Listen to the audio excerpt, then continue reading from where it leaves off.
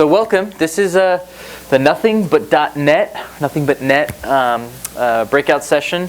My name is Shivan Bindal. I'm a product manager here at RightScale, and I'm Raphael. I'm the senior system architect at RightScale.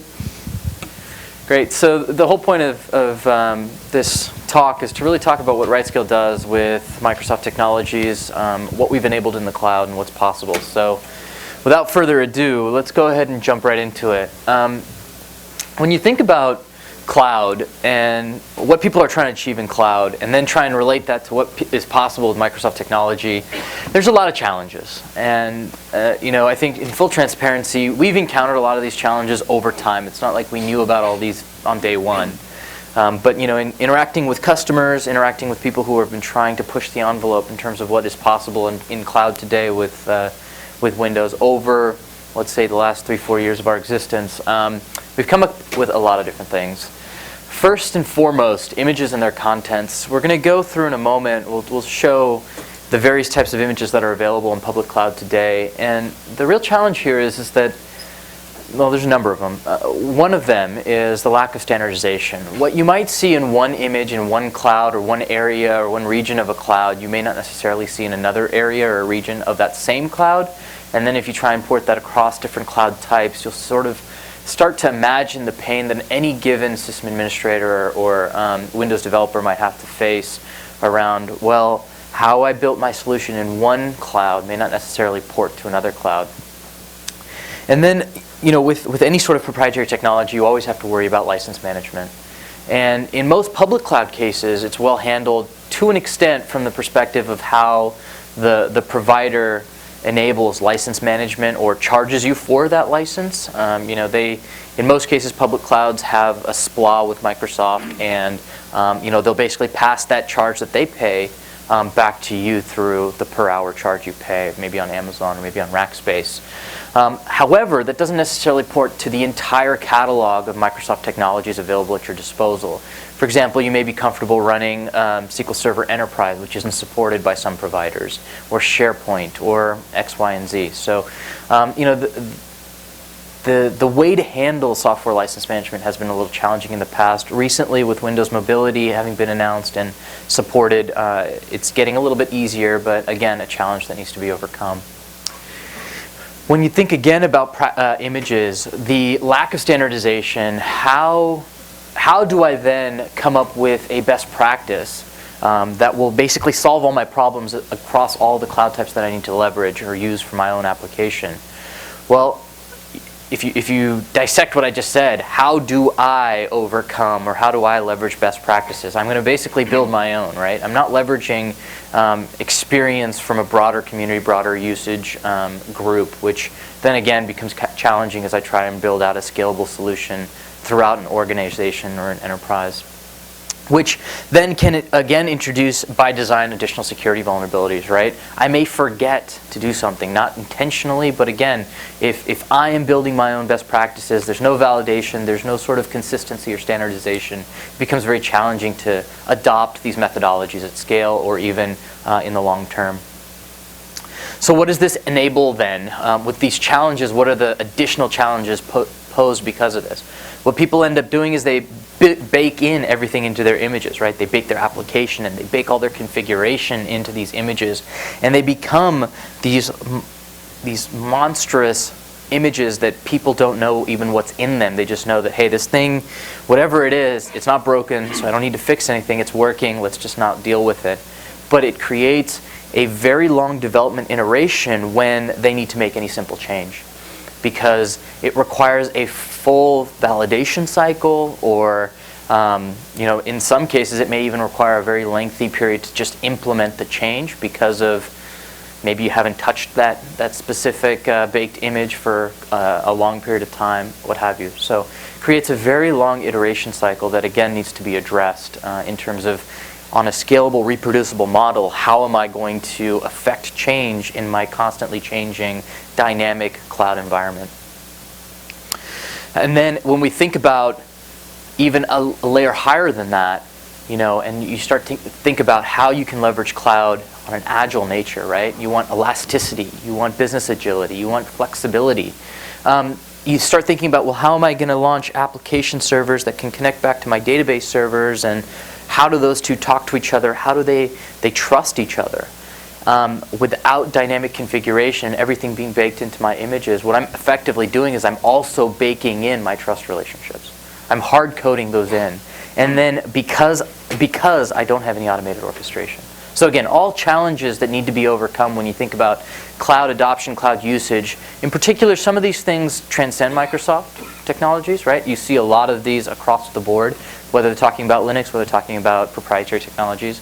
But again, also some of the particulars, specifically license management, lack of standardization in terms of the way other people have implemented the images that exist do certainly apply.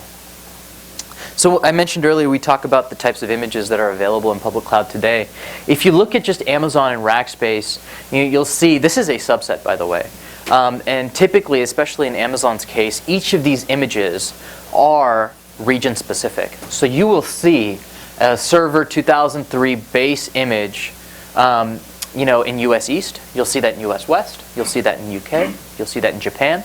And it's not necessarily guaranteed that those images will have the exact same contents, the exact same configurations, the exact same platforms or applications or packages available, on initial launch. The intent, I think, is there, but we've certainly seen nuances where taking one application from one region to another certainly can have problems without, validating that these images have the very same things. And if you just take that one image and then apply that to the full set of images, and then consider how that replicates across all the various regions just within Amazon, you start to see the problem. And then when you start to think about multi-cloud environments, multi-resource pool environments, right? You've got to then factor in, well, what does Rackspace do? What does SoftLayer do? What do all of the different partners? What do all of the different endpoints that RightScale supports? How do these guys treat their images, and what's available to me? So let's talk a little bit about some of the solutions to these problems. RightScale has traditionally and will continue to publish our own write images. And write images are effectively a few things, but one, we support them. Write images are images that we support within RightScale. The interesting piece, though, is what we've really tried hard to do is we've tried to standardize them. We have worked really hard to ensure that an image that is available in one cloud, whether that's US East, whether that's US West, whether that's Rackspace cloud servers, will consistently have the same things in it and become a secure, reusable base from which you can create automated configuration and orchestration. So some of those things are, well, we have to have our agent, our Rightlink agent, which will enable a lot of the communication between the RightScale platform and the servers that we're launching for you. PowerShell 2.0, a lot of the configuration that we do is leveraging PowerShell, and we'll talk a little bit more in detail about that. And then some of the frameworks and configuration best practices that sort of speak to how administrators like Windows to be configured in general. So that would include .NET frameworks, right? Scalable web app, what does it need? Most likely it'll need .NET frameworks. We actually put 2 versions on there because we found legacy applications require 3.5, some want 4.0. It's just easier to put them both there. So we do that. We also do some level of patch management. Every time, I would say about every 4 to 6 weeks, we release new write images, and every iteration of these releases contain the latest critical Windows updates and any service packs and application service packs that would be coming along with those critical updates. In the particular case of Windows 2003 Server, we do include the install media. I would expect, given recent developments around the 2003 operating system, that would be something that would be EOL'd at some point from RightScale. In fact, if you could think about what write images we support today, we have a base write image across 2003 Server, 2008 Server, and 2008 R2. We also have an image set that contains just IIS for your app tier, and then also SQL Server Standard. You could imagine that the 2003, which is currently supported on Amazon, would be end of life. And going forward, our specific target is, as I've highlighted here with MVP, to move forward with 2008 R2 across all of the different cloud types. So today we have images on Amazon, we have images on Rackspace, we have images that work on CloudStack, and we have images that work on Eucalyptus. So another problem that we talked about earlier was the baked image approach, right? We talked about all the challenges with, the configuration being hard-coded, the long development cycles with changing that configuration, the trust relationships that are baked in, and all that goodness. What we'd like to talk about is how to avoid them. And with the RightScale approach, what you've really come up with is the right images that, again, going back to that final message in the last slide, is a secure, reusable base from which you can use to automate configuration and orchestration. So what we have down at the bottom of this tier is really the standard configuration. What are you going to need in any given server? You're going to need an OS that runs your virtual machine. And then if you think about where you're running that server, you're going to think about, well, I'm going to be running it on a cloud, whether that's Amazon, Rackspace, my private cloud, what have you. I, as a user, don't really care, but I need to make sure that that server is going to work. So this would be things like, how am I going to handle storage? How am I going to handle my volume partitioning? How am I going to handle networking? That's a lot of that is actually the cloud portability that will work on one cloud just as well as it'll work on another. What's interesting here is that this is a piece that the user doesn't really care about, but they're forced to consider whenever they think about portability. And it's a really interesting area that RightScale can automate and sort of just take off your plate entirely, leaving you as the developer, as the system administrator, to worry exactly about where you should be working on and focusing your attention. There was a lot of conversation this morning in the customer presentations as well as in Michael's keynote, is that do what you do well. Don't do things that you don't do well or that that's not part of your core competency. And that really comes down to the applications. So instead of having to worry about where your environment is running and what all the nuances are there, instead focus on your application, which should be cloud independent. So how do we get to the point where we can take all this off your plate and have you just focus solely on that application? Well, we have this construct called server templates, which, by a show of hands, who's ever launched a server from a server template in RightScale? Good. So we've got actually a good group here in terms of utilizing RightScale. Server templates, very briefly, for those of you who have not done this, consider them a blueprint. It's a reproducible or reusable playlist that basically sets up your server from initial launch all the way through the entire life cycle of that server. It leverages images and will enable certain things going forward, and I'll get into more details. But effectively, what you end up with when you compare this sort of blueprint methodology of server templates on the right against virtual machines, virtual machine images, which would have all of your application configuration and information hard-coded into it, you end up where you're transitioning from the big and opaque to the modular and flexible, the complex to reproduce to the reproducible and maintainable, the static and not cloud portable to the dynamic and multi-cloud enable agility that you're really looking for in a cloud computing environment. And so what it ultimately enables you to do is be much more dynamic with your infrastructure and really focus, spend the very little amount of time doing the operational and sort of system administration tasks that one needs to perform, but then really quickly shift your focus back into your core competency areas around your application. Even as Ronnie from Ubisoft was talking about this morning, around optimizations and efficiencies that you can sort of support your business in their goals, right? So what are server templates? I mentioned earlier that they are a blueprint. You can consider them as sort of the reproducible playlist. They are, so you start at the most basic layer with a multi-cloud image or a collection of images that will work across a pool of resource types. You start there, and on top of that we layer in configuration with our write scripts. There are three classifications of write scripts, or collections of write scripts, so to say.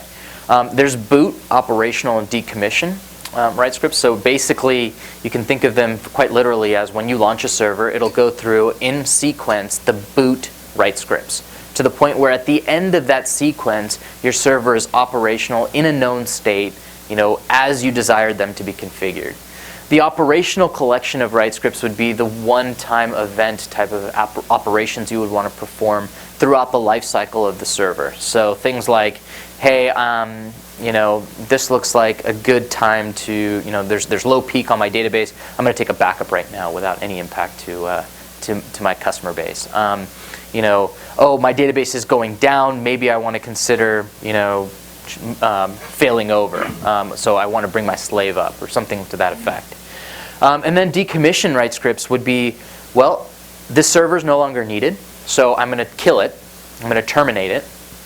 But I have some valuable information on here. So while the server is coming down, we have a little bit of time before the server actually disappears where we can do some cleanup tasks. So this would be stuff like, okay, well, my database is coming down, so nobody is writing to the disk. I can do a quick snapshot, so I can save my data in a sane state. Something like that. The interesting thing around server templates then comes into how does this factor into my development workflow? Well, the server templates themselves are versionable. They are, so as we said before, you build these scripts so that they can reproduce servers on demand. But as you make changes, you can commit revisions into the system of a server template, of a specific write script, so that you can leverage some level of revision history to know how your server is evolving over time. You can maintain your configuration going forward. If you make a mistake, you can revert to an earlier revision, et cetera, et cetera. So really pulling in more of the development workflow into an operational sort of mindset or the workflow. And once you have something that you're happy with in terms of a server template, you have the ability to share that out with your organization. Make it available for other business units, other developers, other operational people throughout your team and your business. Knowing what a server template is, launching a server is great, but how does that actually translate to the overall high-level picture? How does it all work within RightScale? What does RightScale do to orchestrate all of this? At the very bottom of the poll, we mentioned in the right image we bake in our Rightlink agent. Rightlink is basically a service that runs on each server you launch, each instance, virtual machine, what have you, that you launch in the cloud, that basically connects back to RightScale through a secure and redundant protocol to perform operations. So this is the mechanism we use to perform all the configuration on the server as it comes up. It is running on the VM or the instance with elevated privileges, with admin privileges as a service. And it runs these configuration scripts, these write scripts, locally. So a little bit deeper, what are the functions that Rightlink can do? Receives commands from RightScale through that secure and redundant protocol I mentioned earlier. It runs specific scripts on the local instance and can identify that instance within a certain environment or a deployment, if you will, by a mechanism we call tagging.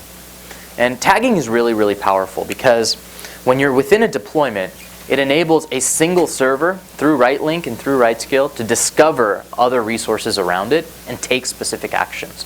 I'll give you a great example of what I see as one of the best use cases for tagging. Let's say I have a 3 or N tier web app, scalable web app. I have a load balancing tier, I have a web app tier, and an application tier and a database tier. And my application tier is actually an elastic, sort of scalable, auto-scaling array of instances or servers. As I continue to add application servers, that application server needs to know, first of all, that it needs to register with the load balancer, it needs to be able to find the database server, connect to it, get all the information that it needs in order to service requests and so on and so forth. So what it can do within the constraint of a deployment is find or search by tag to say, hey, where's my database? And find that database server depending on the tag that's associated with that server. And then based on, once it's connected with the database server, then go out, find its load balancer and say, okay, load balancer, I'm alive, let me register with you so I can start handling requests. It's a really powerful tool there. Rightlink in and of itself is actually an open source agent. We provide write images with Rightlink bundled into the image itself. It's also available as a package to be installed. So if you wanted to Rightlink enable an image you already have on Amazon or Rackspace or the clouds that we support, completely okay. And in terms of the secure and redundant protocol that I mentioned before, it is signed and encrypted AMQP transport. that is scoped in terms of the protocol and how it can communicate with RightScale at the deployment level. So for example, if you have a deployment with an application that is, your production environment, it can't necessarily talk to your development environment that's in another deployment, which is convenient, especially in the reverse case, where a development environment can't talk to your production environment. So in terms of where we are today, I feel quite proud to say that we've come a long way. In terms of support for Microsoft technologies in the cloud, we now have a completely scalable, high available .NET solution pack, so to speak. It is auto-scaling, N-tier, so to speak. We have the app tier, the database tier with mirroring on the cloud working today. So those server templates would be our IIS server template for the app tier. That specific server template is a multi-cloud server template. It works on Amazon, Rackspace, CloudStack, and Eucalyptus. We're actually adding additional hypervisor support to that right now on CloudStack and Eucalyptus. SQL Server today works only on Amazon, but there is work in progress right now around making that multi-cloud. And then we've started some investigation around Active Directory in the cloud. We do have a server template that's published in the marketplace today. It works on Amazon, and our ultimate goal is to find the pervasive use cases that people want to use Active Directory in the cloud. There's a lot of challenges with using Active Directory in the cloud and how you want to sync it back maybe to your Active Directory on-premise, or if you want to use Active Directory for trust relationships within the cloud, how you're going to deal with latency and things like that. So we're really still in early stages, I think, with Active Directory, but we're getting there, and that's the important thing, that we do have some solutions already. Automated configuration. I'm actually going to talk about this in the next slides. There's a lot of work that we've done to help with leveraging Microsoft technologies in the cloud, and I'll get to that in a moment. And we've come a long way with Rightlink itself. We're at version 5.7 now, releasing 5.8 hopefully in the next few months. And a lot of the automated configuration that I'm going to talk about has actually been factored into Rightlink, and we'll talk about that actually. So the story, I think, is that we've come a long way, but we do want to get further. And partly with the group that's here, as well as our larger base of customers and prospects, we're also identifying additional use cases, looking to build additional server templates, and of course, building out our infrastructure to support more and more of the Windows types of use cases. So there's more to come, is effectively the message there. Again, I mentioned earlier that this is all baked into Rightlink. One of the unique things about RightScale is that, there's this conception that cloud is primarily for open source technologies. It was really adopted heavily by open source technologies, and that's where a lot of the success has. There's some truth to that, right? RightScale has been traditionally very successful with the Linux route, the open source communities route of application development and sort of success there. What's interesting with the approach that we took with Microsoft technologies and Windows technologies is we are using the same infrastructure that runs our Linux environments to run our Windows environments. So if a customer comes to us with a Linux environment and wants to run on RightScale, and somebody wants to run Windows, there may be a few areas where we're doing some stuff that's Microsoft specific, but for the most part, we're leveraging the same monitoring solutions, the same sort of alerting and notification systems in RightScale on both platforms. And that's actually something very powerful, because you have a very solid, reliable system now covering you across all your platform types. You don't have to worry about something working in Linux and not working in Microsoft, and vice versa. In terms of the automated configuration that we've been working really hard on, these are some of the notables. There are other things on here that didn't make the list, and there will be more in the future as well. So as those sort of bubble up, these will start dropping off. But one of the really interesting things that we had to solve earlier this year when we started thinking about the SQL Server template was EBS, and how EBS volumes are attached to Windows servers in Amazon. When you launch a server and specify to create and mount volumes, they're done out of sequence. So if you request 3 volumes, the first request may get mounted as volume F, and the third one may be mounted as volume D, for example. So it's somewhat arbitrary in terms of how these things would get mounted. But the interesting thing was, with the way we were doing snapshots for the database in terms of data retention and then restorations of that data, we needed it to be reliable and consistent such that when we made 3 requests to mount a volume, that they were executed in sequential order, or at least attached with a predictable order, because the application or the database needed to be aware of the path to pull the data off those volumes. So that's something that we actually innovated on and built a solution around. Another thing that we did that I'm particularly proud of, that I would even say is a better solution than what we have on Linux, is the ability to snapshot and retain sane data backups without bringing the file system offline. On the Linux side, we do a freeze mechanism to snapshot the volume underneath the database engines in the Linux world, which does create a limited period of downtime or inavailability to write to the database. On the Windows side, SQL Server provides VSS, which is Volume Shadow Services, for those of you who don't know, and it's a great tool. It enables us, with the caching capabilities in SQL Server, to continue providing the service, the database engine, while being able to take sane backups. And so we were able to leverage VSS there for reliable and fast backup mechanisms. Going into our configuration standardization of the images themselves, the write images that we publish, we do best practice configuration for network security and isolation. It depends on the cloud environment. Leveraging what's available in the cloud. For example, Amazon supports security groups, whereas Rackspace does not. So in one, we won't use Windows Firewall, and we'll leverage the infrastructure itself, the platform, the infrastructure as a service, to control network routing. Whereas in Rackspace, we don't have that luxury, so we'll leverage Windows Firewall and be able to configure rules within that specific server to handle routing and accessibility. Pre-configured monitoring alerts, that comes standard with the base server template and above. So all of the server templates that I mentioned earlier that we support, as well as the others within the Windows family that we support, all come with alerting and monitoring.